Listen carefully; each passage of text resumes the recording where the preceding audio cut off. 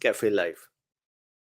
So you have to figure out what should I say in the beginning. So welcome to everyone. What I want to do today in the beginning is to play a part of the FDA briefing where Peter Doshi talked about his experience or his provided his opinion, and another person after that. So starting from here, Andrew says, "Is this a chit chat?" Yes, Andrew, this is a chit chat. So starting from here, this is DrBeen.com. Once again, in the description, there's a link that gives you one-time payment, one-time fee, and you have lifetime access to Dr. Bean, or as long as Dr. Bean is. And the fee is not even 2 lunches. So take advantage of that. So that's one. Secondly, I want you to listen to this. So this is Peter Doshi's message. And after this, there is a person who was vaccine injured and they presented their situation as well on this debrief. I don't know if this would have made a lot of difference, but at least let's listen in. Alleged that the company had falsified data, unblinded patients, employed inadequately trained vets. Even with precautions, I contracted COVID-19 and became very sick. After 2 negative Sorry, so I just have to go to the right place. testing and treatment. Thank you for your time. So this is 5 hours, 34 minutes, 29 seconds where Peter Doshi starts. Thank you. The next speaker is Dr. Doshi. Peter Doshi. Hi. Hello. Hello, I'm Peter Doshi. Thanks for the opportunity to speak, and hopefully you can see my title slide with the financial disclosures. For identification purposes, I'm on the faculty at the University of Maryland and an editor at the BMJ. I have no relevant conflicts of interest, and my comments today are my own. Next slide, please.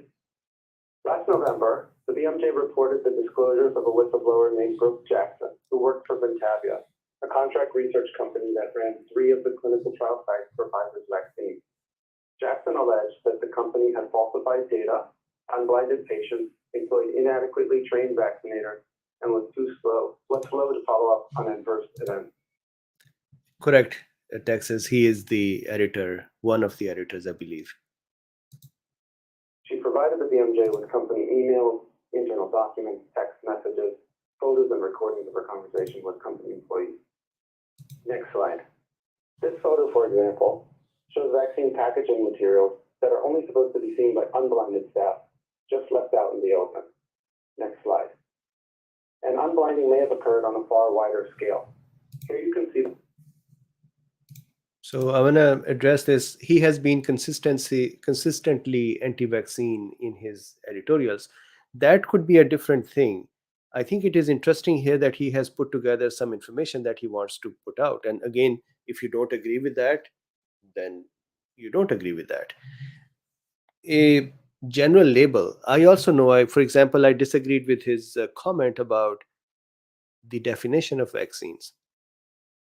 But I think we should still allow to understand such things and look at them on their merit. So look at this message on its merit and see, does this message seems correct or not?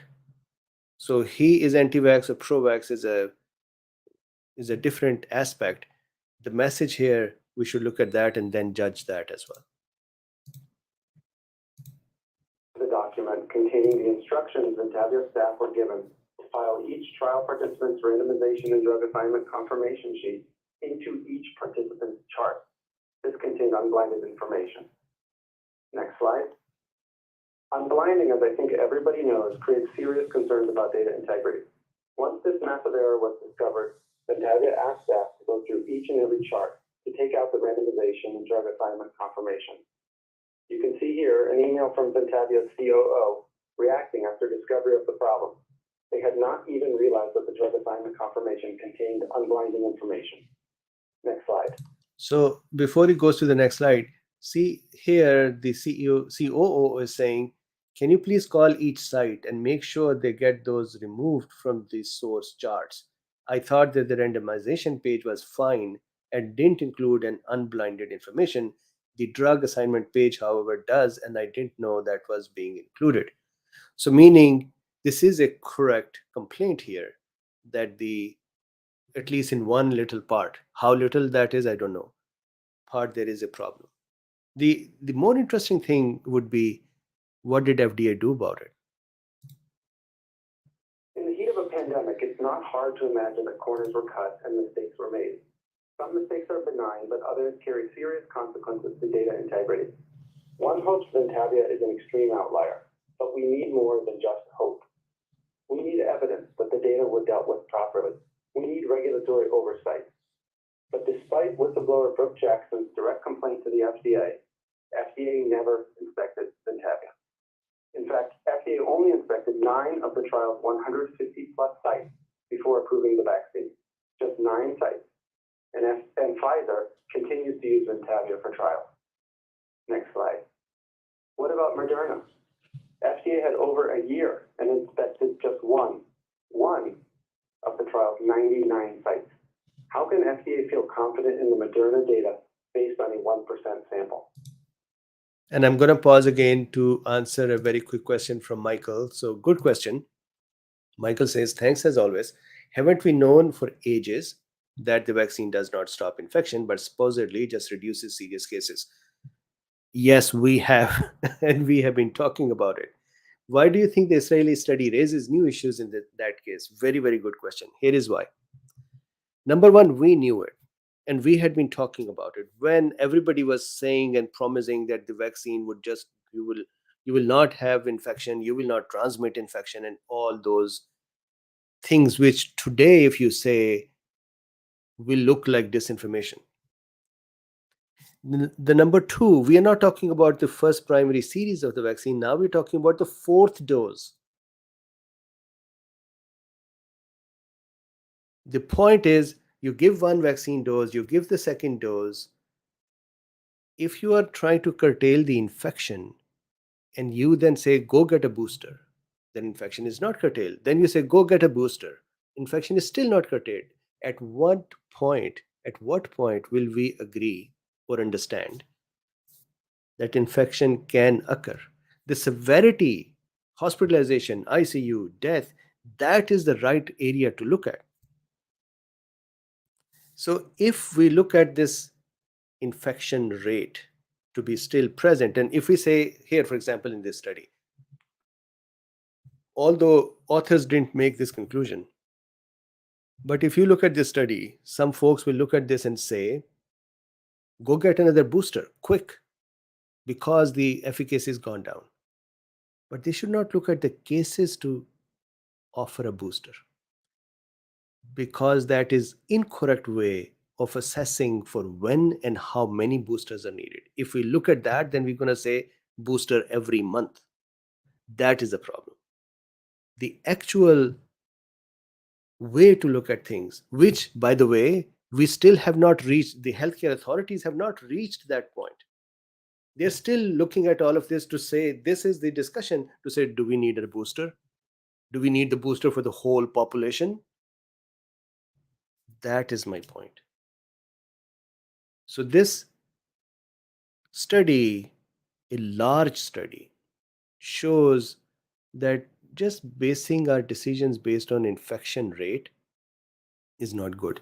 Now, here is the problem with the infection rate, that death can still occur, and it would occur from those who got infected. But would you protect them with every month's booster? That is a problem. If you are going to protect against severe, then previous studies have shown at least 3 to 4 months efficacy. So maybe if the booster message has to come in, then that would be the message. Now the next question will be, why is this vaccine only 3 to 4 months? Because there is an answer. Because it's not the vaccine, the Omicron, the variant changed. The vaccine has to change if we want to push the vaccine. So one simple message could be, we have reached the end of pandemic. It is endemic. Leave it to the people's choice and stop pushing it. Okay, that is one possibility. The other is to say, no, we want to have more vaccines to get ahead of the current situation. If that is the case, then shouldn't we go get the correct vaccines? And you tell me, how many times did we hear from these companies or CDCs or FDAs or any other authorities to say, we are going to ask them to improve the vaccine in light of the current efficacy, current side effects, and to redesign it? That is not happening. This reaction to continue to say, go get another vaccine booster, go get another vaccine booster, that's not the right reaction. So, anyways, good question, Michael. Thank you for this question. Lucille says, where can I find that video? So I have it on the full screen. Once I stop this one, I'll share the link here. This link is present in my previous video's description as well. Next slide. Data integrity requires adequate regulatory oversight. Trustworthy science requires data transparency. It's been over a year, but anonymized participant-level data remain inaccessible to doctors, researchers, and the public. The public paid for these products, and the public takes on the balance of benefits and harms post-vaccination. The public has a right to data transparency, and FDA has an obligation to act. Thank you very much.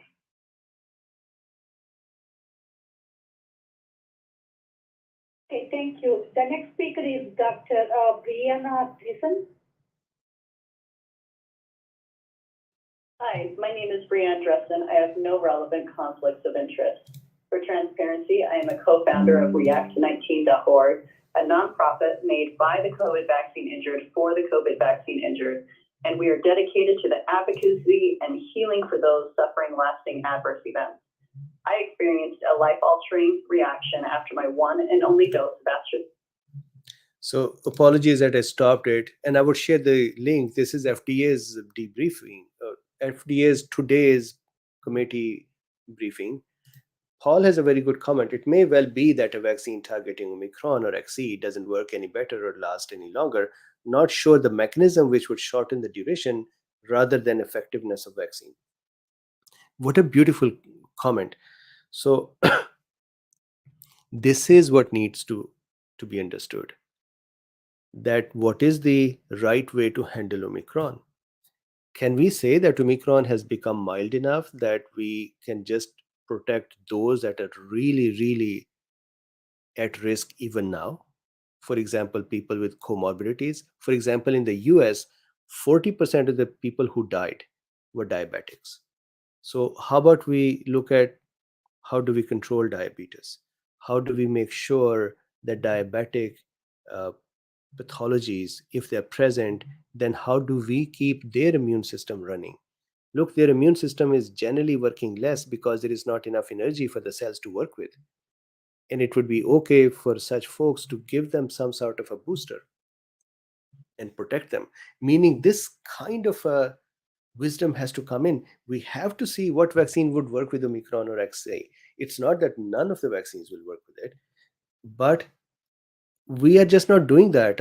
Our continuously reaction is go get a booster, go get another dose, go get a vaccine. Vaccines are good things, but we are seeing from data that these vaccines and the variant and our immune system, the three parties together, have reached a point that the efficacy is very low. Now saying go get a booster simply means go get protection for another month. And sure, in some cases that is very important, but even monoclonal antibodies have longer lasting behaviors than these vaccines. So good comment, Paul, thank you. So listen to this. AstraZeneca in the clinical trial here in the United States because of my So this is doctor. She's saying I got one dose of AstraZeneca in a clinical trial, one dose. First event, I was not able to get the second dose. I was unblinded and dropped from the trial. My access to the clinical trial app was deleted. In the New England Journal of Medicine, it mentions that these cases are followed for up to 730 days. I was last notified from the clinical trial company on day 60. I wrote to the New England Journal of Medicine about the matter, and Dr. Rubin, who is on the committee, declined to publish my letter, saying that one case in a study with tens of thousands would have little effect. You can see my list of debilitating symptoms here, first slide. While I am improving, I still struggle with at least half of these symptoms more than a year out. My life will never be the same. The vaccine has robbed me of my health. Next slide. Because the vaccine injures, repeated cries continue to fall on deaf ears at the FDA and the drug companies, and because the medical community refuses to acknowledge and treat us because of the silence from these companies and the FDA, our small injured community has suffered the loss of those who have taken their own lives as a result of months-long suffering. These are mothers, sisters, daughters, sons, fathers, and friends. These are not numbers. These are people. No support from their medical teams, no support from the government. They died alone. Next slide. Here's a list of the insurmountable barriers which exist today that block our access to early intervention measures and to help those who are now chronically ill. The column on the left are the compounding factors that completely eliminate the proper flow of information to the research and medical communities. But there is hope.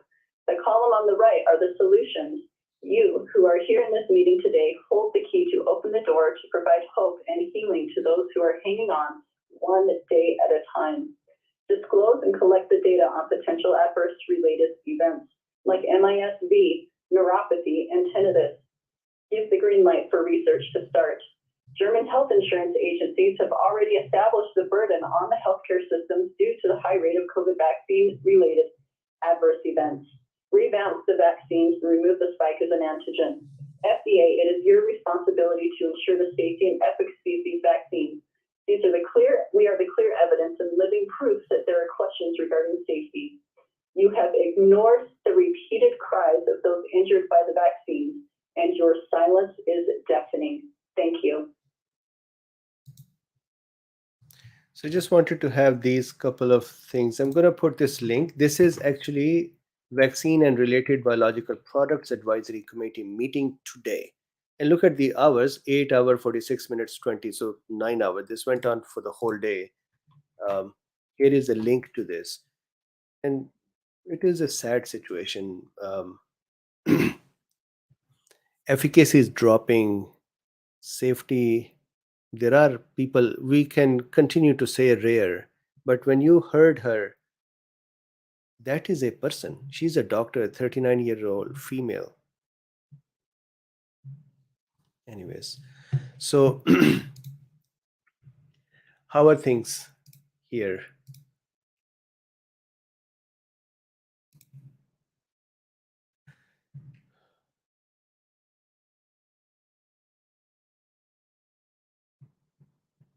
So Sue says, I believe only folks with no comorbidities were enrolled in the study. No, that's not correct. We actually went over the Pfizer FDA debrief documents for Pfizer, for Moderna, for Johnson & Johnson, and we saw a healthy cohort size for comorbidities, for advanced age. I can say that in the beginning, they may not know exactly that what should be the sample sizes, but then the sizes were really good as well. And we can look at those as well. I have done those discussions and I have gone over those documents. The reason I push back on this as well is so that as much as we should acknowledge that there are side effects, there is dropping efficacy, we should also make sure that we are accurate in what we are presenting. Otherwise, whole situation on our end looks incorrect.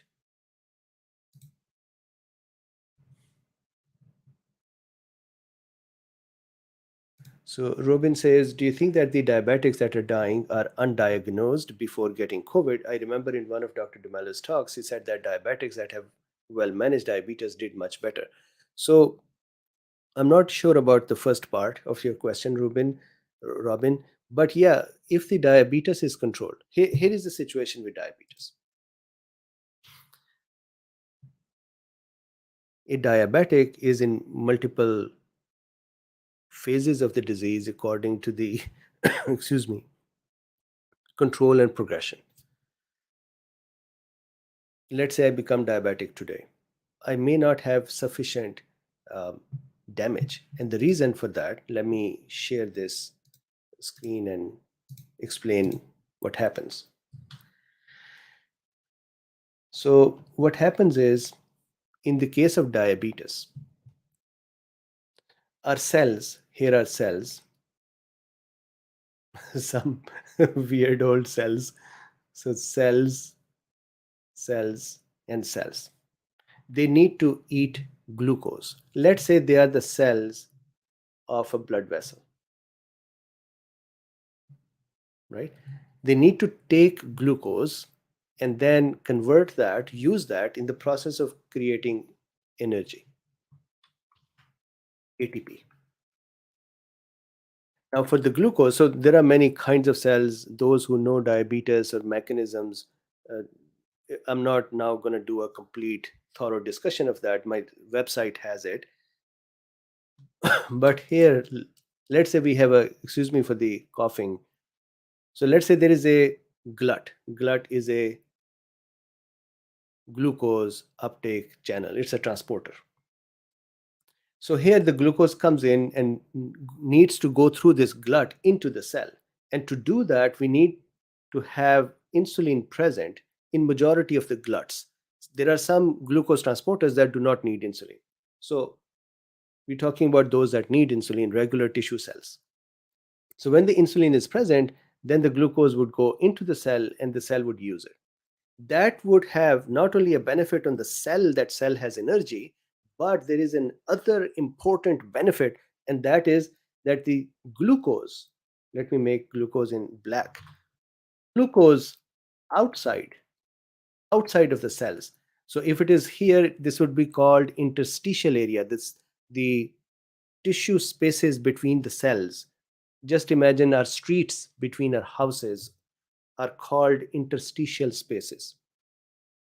Those spaces are filled with fluids and other little cells and the fibers, collagen and fibrin and mass immune system cells and so on. So there, now glucose is increasing. And similarly, glucose in the blood is increasing. That is how we do the glucose test, and we can see the glucose in the blood. Now, this increasing level of glucose has a problem. That problem is, and you actually, a majority of us are aware of that by hemoglobin A1c. So let's say this is a red blood cell. When we check for the hemoglobin A1c, what are we really checking for? We are checking for glucose attached to the hemoglobin. So when there is extra glucose, when there is any glucose, glucose, like dust, tends to sit down on the surfaces of the cells and bind with the proteins of our system, those that are outside the cell. Just like if there is dust, and let's say this is my room here, and if we create some dust here, that dust would settle down. And when it would settle down, it would settle on everything, whatever is the surface. This glucose, when it goes in the red blood cell, it settles down on the surface of hemoglobin. And if the blood glucose levels are high, then it would continue to settle on the hemoglobin, and we can pull this RBC out and then go into the hemoglobin and check how much glucose is stuck to it. And that gives us a number. And because RBC's life is about 90 days in non-sickle cell patients, this amount of glucose attached to the RBC gives us an idea of how much glucose was present extra during the 90 days. Sickle cell patients have their RBCs, some of them destroyed within a month, so that glucose level can only tell for a smaller period of time. Now, this extra glucose can get stuck. So let's say this is blood vessel. Blood vessel cells, the endothelial cells, they have on their surfaces a lots of things called cell adhesion. So if there is a cell here, on the surface they have little hair-like things or proteins called cell adhesion molecules, or CAMs, or there are ICAMs as well, intercell. Anyways, so there are cell adhesion molecules. These cell adhesion molecules' function is to work with the immune system cells, to capture them, to let them go into the area of inflammation, etc. Imagine these cell adhesion molecules are coated with the dust of glucose on them. So all of a sudden, they become non-functional. This is like throwing dust in a car engine. The function, when the dust would settle on various parts of the engine, they cannot function correctly. Why did I do all of this discussion? Because it depends what kind of damage has diabetes done. If a person kept their diabetes controlled for the majority of their diabetic time, then very less glucose would have gotten onto the cells, destroyed them in that process, and caused tissue damage. But if the diabetes is not well controlled, then over years, not within a day or 2 days or month or 2 months, over years, this damage of glucose dust sitting on the tissues and causing inflammation and causing attack and causing the cells to not function correctly. For example, kidney cells not functioning correctly, blood vessel cells not functioning correctly, and more importantly here in the discussion, the immune cells not functioning correctly. And that is because they're not able to get the glucose in them, which is necessary for them to function. That's like, petrol or gas that we put in our cars. So now connecting it back to this question. If somebody does not have a regulated blood glucose level today, but this has been only for, let's say, 1 month, 2 months, 3 months, they may not have that much of a problem. Best is to have a fully regulated blood glucose levels. If somebody had uncontrolled glucose levels for years, then they may have a lot of tissue damage. So now they have two problems. One, their immune system is not functioning correctly, which you can help by starting to control glucose at that time. And that would make the glucose start to go into the cells, and the cells would start breathing and working correctly and making energy and start functioning. So at least you can fire back the immune system towards normalcy by controlling the glucose, even if you never had glucose controlled. However, there still is risk that the damage of the extra glucose dust present on the endothelial cells, on the kidney, on the other parts of the body, that may have made the person more prone, that they cannot handle the stress of the COVID type severe case. So going back to the question that you had, it really is, what is the stage? And by stage, I mean how long the diabetes has been and how uncontrolled it has been. And it should be controlled right away. Even if you're someone, and by you, I don't mean Robin, you, but anyone, even if you're someone who never controlled it, nowadays controlling it is very important, because that at least keeps immune system on its toes and working correctly. So yeah, there may be some pathologies in the blood vessels or in the heart or in the kidneys, but still having immune system correctly functioning would also be a big plus.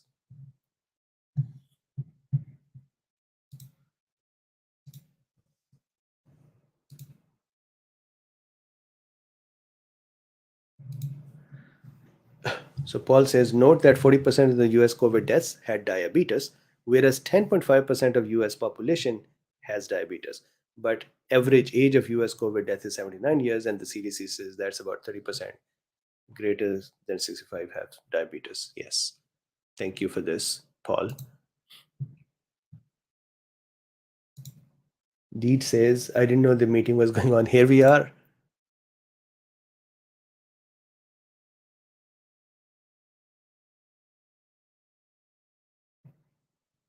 Vanilla Bean is saying that I'm getting up to start sourdough bread baking. Wow, I want some as well. I like monkey bread and sourdough bread. Deed says, you're a great man. People need you. Thank you very much. We actually did this together for the whole 2 years.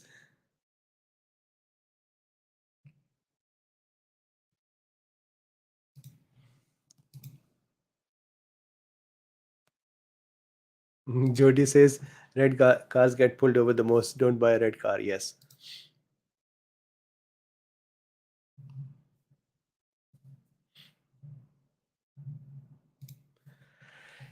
Carlos says, hi, Dr. Bean. At this point, hypothetically, if you were in your early 30s with no comorbid, I already think this question is going to get me in trouble. With mild hypertension, would you take the vaccine if you did not have a natural immunity? So,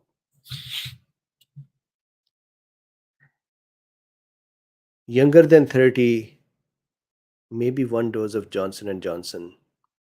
Men. Younger than 30, women, maybe mRNA. But now let me further qualify it.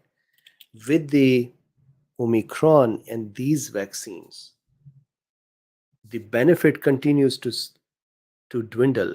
So I'm not looking at the side effects to say because of the side effects, don't take it, because that is the mainstream message, right? So let's use that message. However, the efficacy has to be there to at least say it will be protective. And I think that efficacy has to be looked at. So I can tell you about myself. If I was 30, I'm still enough concerned about this COVID and its uncertainty of damaging a person that I would have gone to get a vaccine. That's just me. That's not to say you should take it or you should not take it.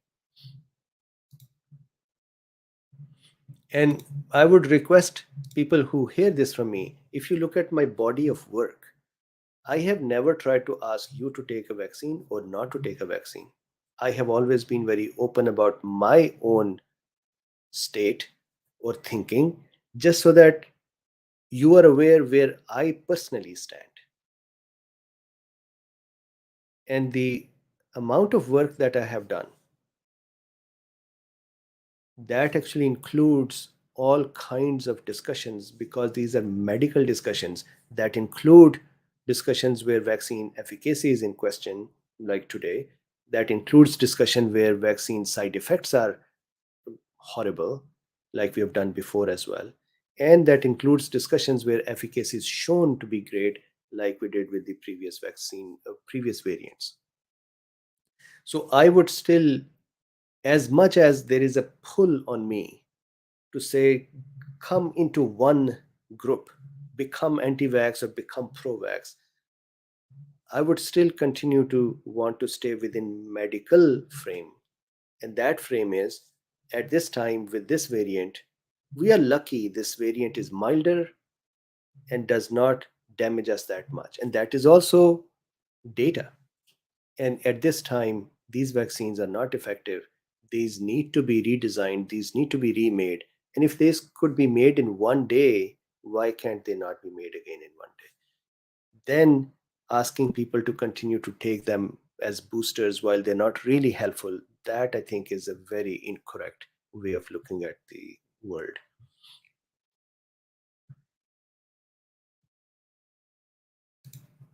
Thanks for me. Excellent answer. Send no medical advice. I was just wondering how you felt about the. Yep. So Deet says, so you want that video again? Let me do it. Here is the link. Sometimes YouTube blocks my own links that I post.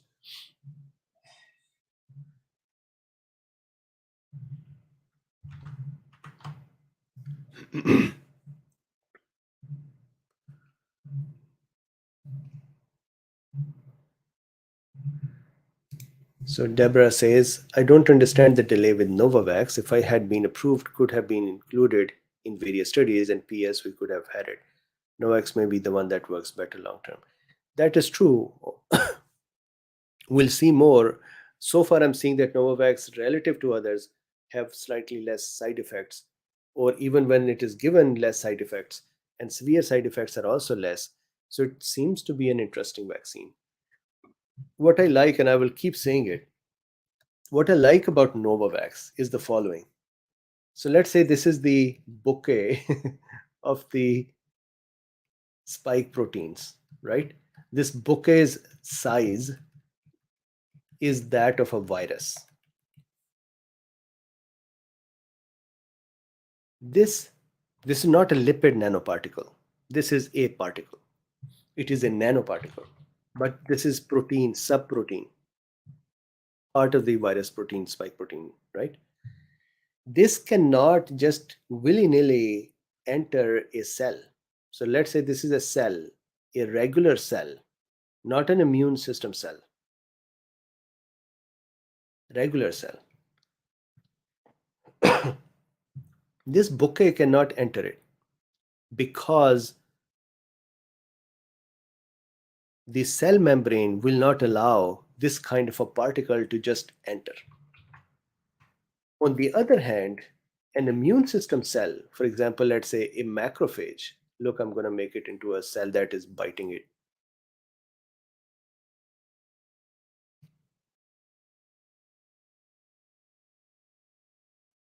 So, an immune system cell, for example, let's say this is a macrophage or this is a dendritic cell.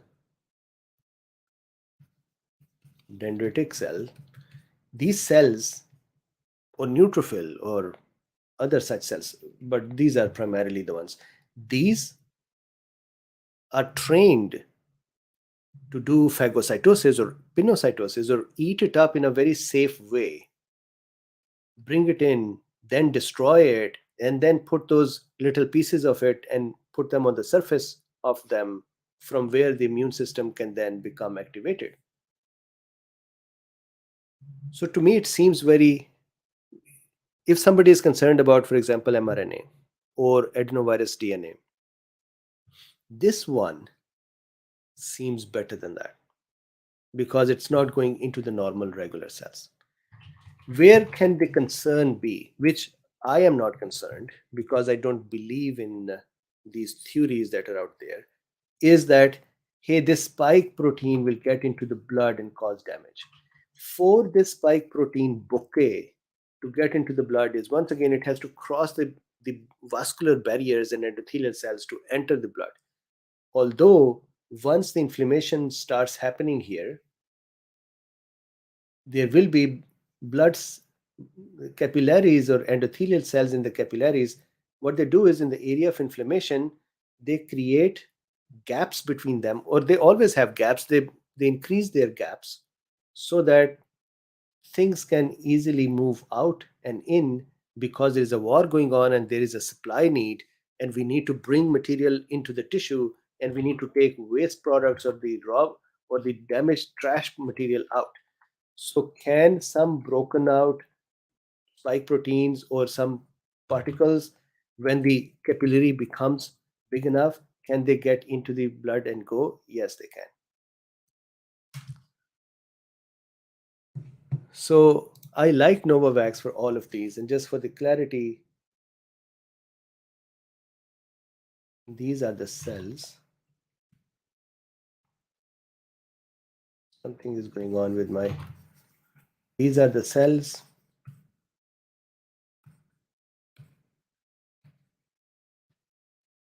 Although endothelial cells are not exactly structured this way, but anyways. And then these are the gaps.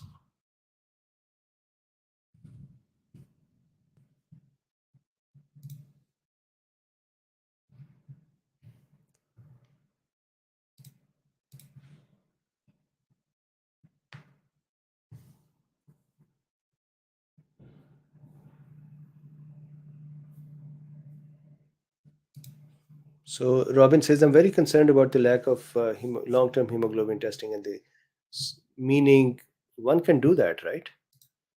The long-term one, you have to go to the doctor and get it, but we should be able to do the fasting ones.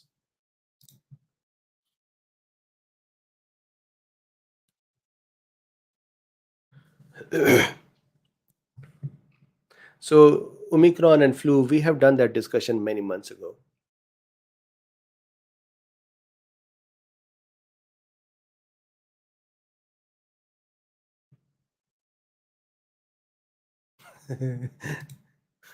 Texas Max says nurses crush the pills and mix them in applesauce. Yep.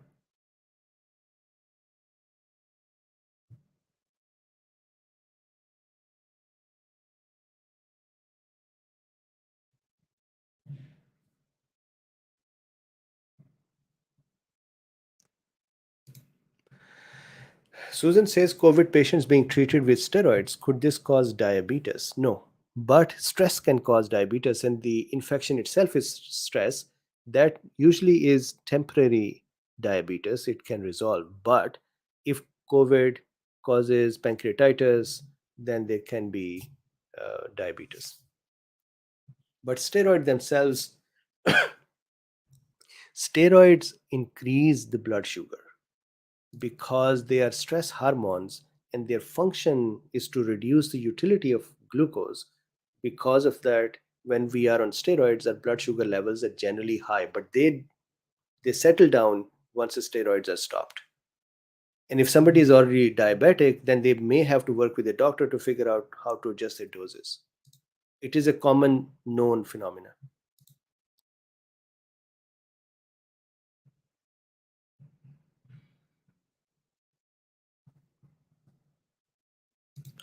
Vanilla Bean says, have you covered the nasal spray developed in Vancouver called Sanitize? Yes, I was actually the first one or one of the early ones to discuss it. So it is in my video list. It is interesting that when I did the Sanitize discussion, someone from Sanitize company reached out to me and said, hey, thank you very much for doing it. We would like to, uh, I said, I would like them to come over to my channel and have that discussion about it. They said, yes, very much. And then somehow they disappeared. And I kept asking them and they would just not respond. So I don't know if their lawyer said you should not go there, or I don't know what happened. So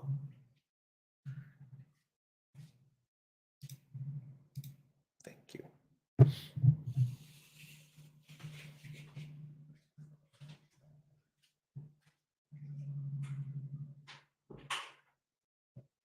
So because I'm fasting, I just received, my wife just placed uh, some things to eat when the fast breaks. Bob says, strangely, my diabetes showed up at the time when I was temporarily retired and was exercising more than I've done in years.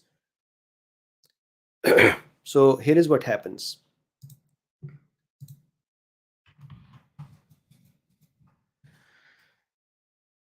So our pancreas, in reality, it doesn't look like this, but anyways, our pancreas has these beta cells, right? So these beta cells or beta cells, whichever way you want to pronounce them,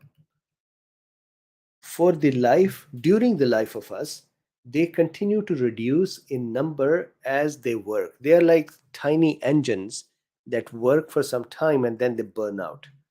So over time, our beta cells continue to reduce, and our pancreas becomes less and less um, capable of making more or sufficient insulin. Now, what happens is we have tons of beta cells. And so, even when some of them die away, we are still able to produce enough insulin that it can take care of our body's glucose levels. But then a time comes that enough number of beta cells, I believe 85% or more, have died, or I think 90 or 92%, some number like that in those ranges. This is the percentage of beta cells that are gone. Once they're gone, then the remaining beta cells cannot pick up the burden, and that is when the diabetes shows up. Now, exercise is actually a very, very good thing, and you must have delayed your diabetes if you were athletic and exercising. The reason for that is that as muscle cells have a special type of glucose transporter in them, which does not need insulin to function. However, this transporter is usually present within the muscle, sequestered in small pockets, or we call them vesicles or vacuoles. And when the muscle exercises, when the muscle stretches and contracts, what happens is all of our cells have structures inside. I mean, the cells are not really just a bag of water and stuff. They are very well built buildings that have supporting structures or microtubules inside that give them structure and that makes highways in the cells. The cell can very easily be thought about as a world with all those infrastructures that our earth has. So what happens is, when this cell elongates during the stretch or becomes contracted during the contraction, these microtubules, they move. Imagine the a building's, the structural components, they move. When they move, they cause this vacuole to go to the surface and make the transporters available. And this phenomena does not need insulin, it just needs us to be exercising. And that causes glucose to go into the cells. So then the benefit is, one, our muscles stay healthy. Number two, there is less glucose outside to cause the glucose dust, as I call it. This is not a medical term, and cause the damage. So this is how actually exercise helps.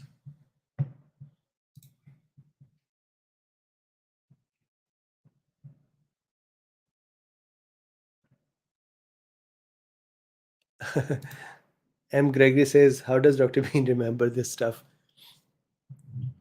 I love medical concepts. I went to medicine and did it because I just loved these concepts. Imagine, I mean, look at these little tiny cells.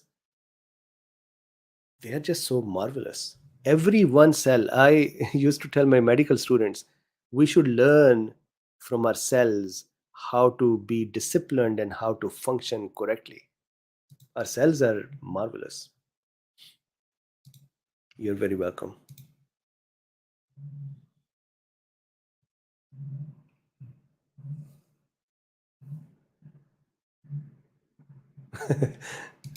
Barbara says, I wonder too, words I haven't heard in years just flow from his lips, and he connects so many concepts with ease and grace. Thank you very much. This is all for you. So that is the, yes, homeschooled. Yes. So the good thing is, which I like about uh, this outcome, I was very, very studious, always in the books. I think I still carry that little nerdy uh, behavior, but the benefit is to, I think that education has really helped, because whatever this gift is, it is kind of helping others. I'm not sitting with it, keeping it.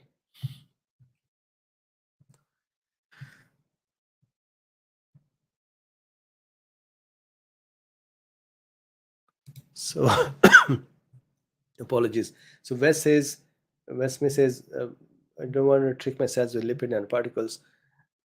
DNA is not altered, but I can understand some folks have hesitation from mRNA. I don't. I actually have Moderna. I wanted to have mRNA, and I'm fortunate that I did not get the side effects. I could have. There are so many people who are suffering.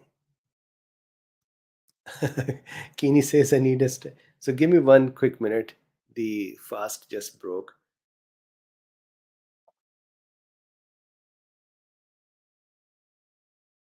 Okay. And I have some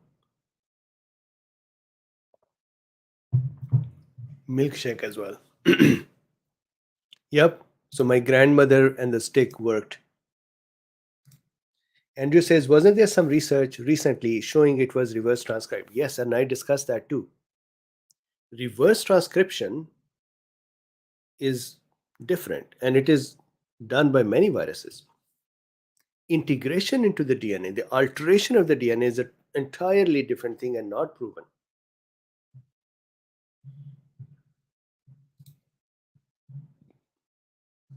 And I talked about it, Andrew. That video is one of the most popular videos. Vanilla Bean says, you have a visual photographic memory. There were still students in our class that were much better than me, and there still are doctors. Of course, when you sit down with a doctor, hopefully these concepts flow through their head as well, just like here. The only additional thing I may have is that I love these concepts, so I love to read them and understand them and share them. This is why I made DrBeen as well, and I hope that I can grow DrBeen to serve more.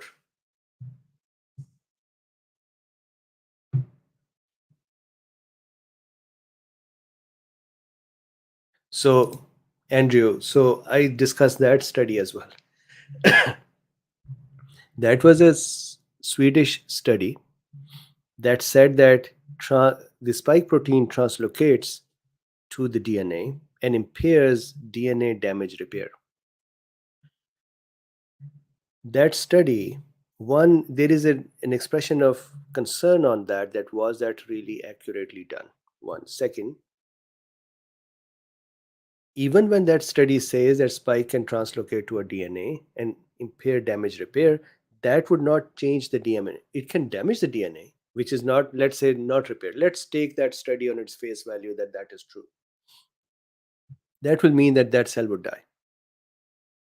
But the study itself was a Frankenstein. What they did was,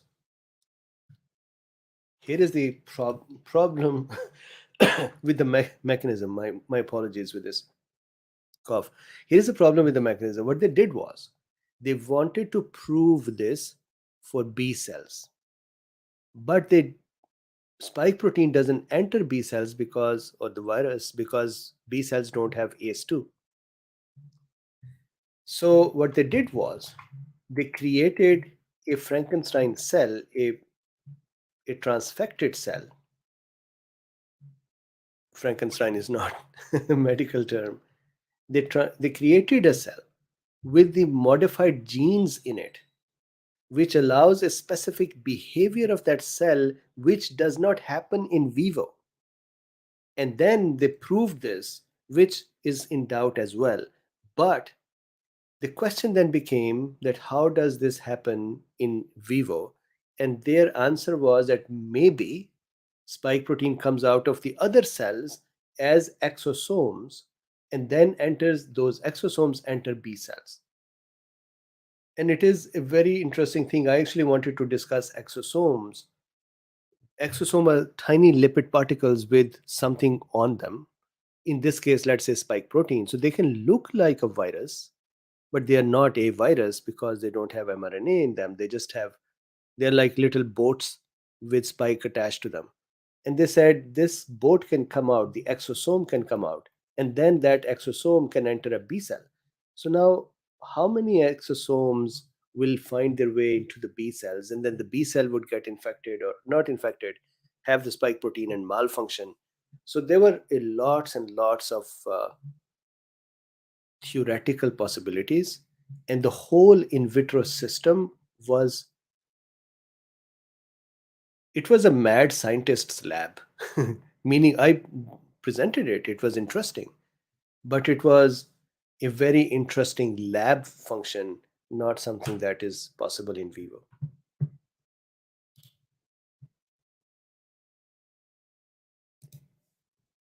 Hilary says, Dr. Bean, have you considered making a comic book or graphic novel to teach microbiology stories? Yes.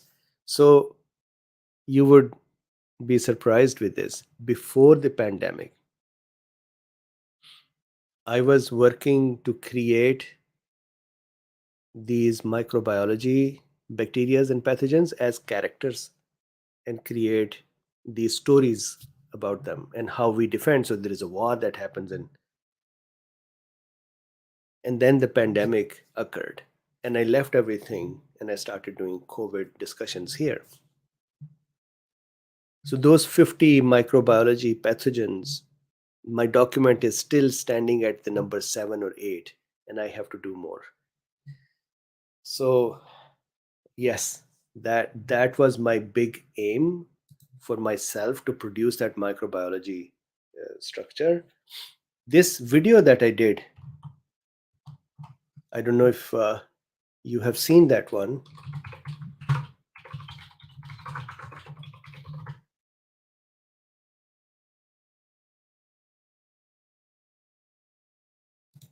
This video that I did a few months ago, December 26, 2021, about Bacillus anthracis, this was actually for the same reason, that this Bacillus anthracis was next, and Bacillus cereus, and then other pathogens. So I one day became very gloomy that I had to do my microbiology.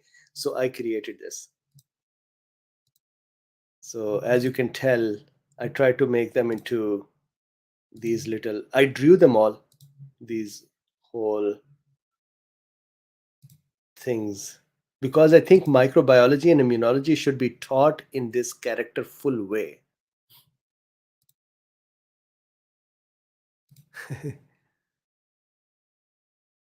See, this says get back to those comic books. Yes, so I will. So actually, this is so funny that we brought it up.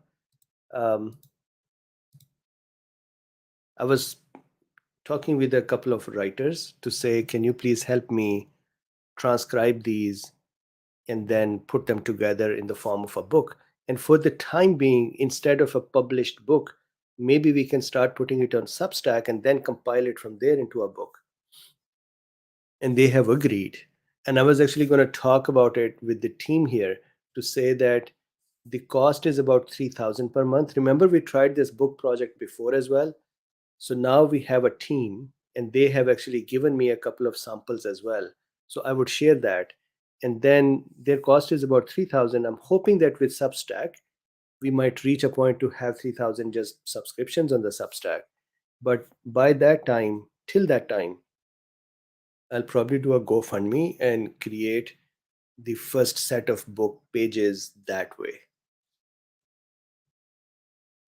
So you can tell that not only I love these concepts, I feel whenever somebody says there is medical negligence or medical um, mistakes, mistakes can never be stopped, never be eliminated.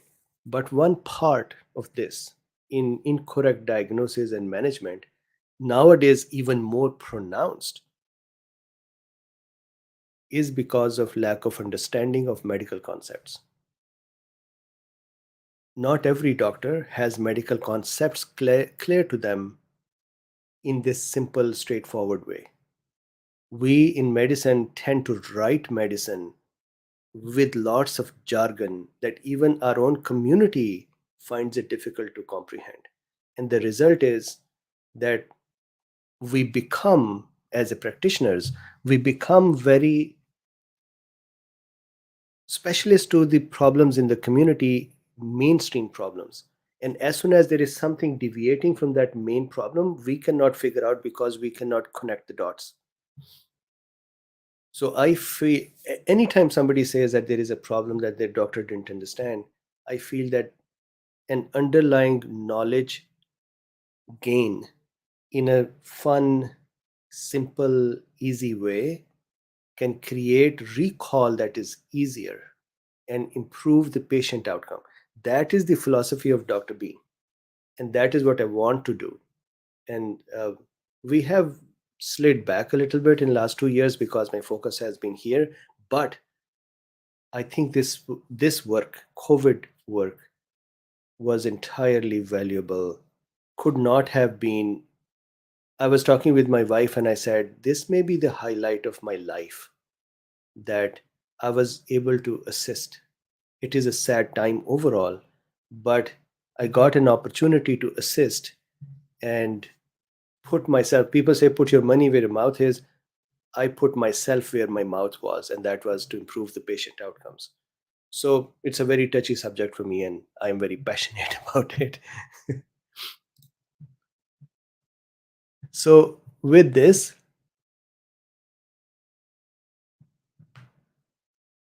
Lennon says, would you talk about the cold showers medical? Yes, I will. Yes, I will. So with this, let's stop for today. And James says, yes, this is a highlight of your life, and you brought us Luffy to share with us. Absolutely. Luffy has been so much fun. My wife sometimes protests that he was my cat and you guys made it your cat. And that is true. We have taken over Luffy, or Luffy has taken over us. John says, during Ramadan fasting, can you have one light meal a day? As a Catholic, we used to do very strict fasting on all Fridays during Lent. So no. So what happens is, for example, nowadays, we wake up about 4:30 in the morning, and by 5:20ish, we have to be done with eating. So in the morning, I eat a couple of dates. I have these dates sitting here for me to eat now as well. So I eat a couple of dates and drink a decent sized water bottle, and that's it. From then on, no water, no meal, nothing till now. So at 7:35, I just drank that little water. But that's the whole thing that is done in a day, and this would continue for 30 days consecutive.